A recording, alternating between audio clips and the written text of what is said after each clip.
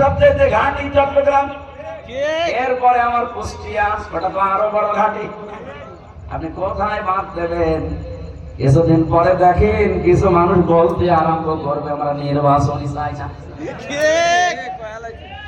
আমাদের এক মুরব্বী আপা আছে, ব্যারিস্টার, আমি নাম নিলাম না, উনি আজকে বলছিল যে বিএনপি আমরা কোনদিন এই ডাকসু নির্বাচন চাইনি, এটা আমাদের উপরে চাপিয়ে দেওয়া হয়েছে।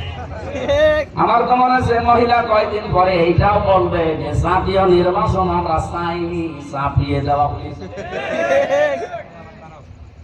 আমি আন্দাজে বলি না, আমি একটা থিওরি দেখে বলছি। কোরআনে কারিমে আছে ইযা জাআ নাসরুল্লাহি ওয়াল ফাত, হে নবী যখন আল্লাহর সাহায্য আসবে তখন আপনি বিজয় দেখতে পাবেন।